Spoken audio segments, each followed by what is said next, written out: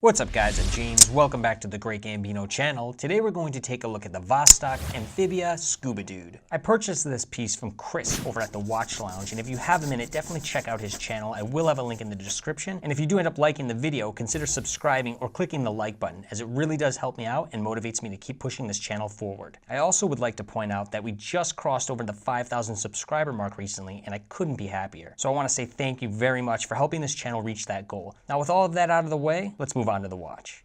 The Vostok company was founded in 1942 and eventually began producing rugged diver watches for the military through the 1960s. By the 1980s, Vostok watchmakers were producing 4.5 million timepieces per year. Jump forward to today, and the company has a loyal following similar to Seiko.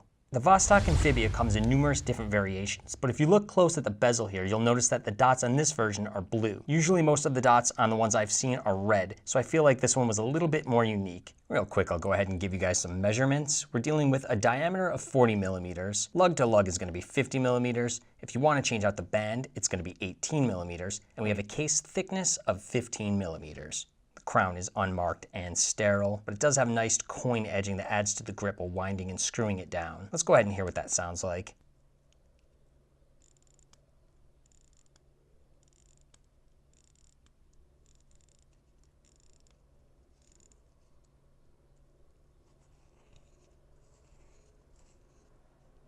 If you look here, you can see how wobbly the crown is once unscrewed. This is actually an intentional feature with the purpose of avoiding damage to the crown and stem area based on the lateral pressure that is normally applied while screwing down. A small detail like this can be a major benefit for people in the military who may not have the time to be careful. It also gives the piece a little bit of extra character.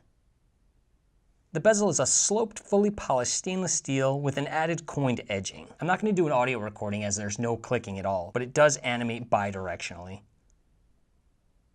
Cutting to the side shot, we can see the high domed acrylic that can create some really cool distortion effects depending on the viewing angle. The dark matte blue dial is complemented by stick hour indicators, and we have a very big and visible arrow pointer hour hand, along with a red second hand that adds a little pop. Just below the 12 o'clock is the Vostok printed text and scuba diver logo that is responsible for the community-created nickname Scuba Dude. You'll also notice a date window at the 3 o'clock, and unfortunately there is no quick set date function on this piece. I know there are some videos out there with a few different hacks to make the process a little bit faster, but strangely I actually like the lack of date set, as it makes the piece feel a little bit more military, bare bones, and rugged. Powering this piece is the in-house 2416B. It's a non-hacking 31 joule movement that beats at 19,800 beats per hour and offers a 32-hour power reserve. A quick look at the case and you can see that it's completely polished. This piece would normally be paired with an almost Jubilee-style bracelet, and I did not get a chance to see one in person, but after doing some research, many say it's very cheap and the weakest part of the watch. Flipping around exposes the screw-down case back that has been branded with Russian Amphibia text. Let's go ahead and take a look at the lume. We have a luminous treatment on the hands and small pips at each hour marking. It's not super long lasting, but perfectly usable, and I would say acceptable for the price range. Here we have a side-by-side shot with an American quarter to give you a better representation of the scale.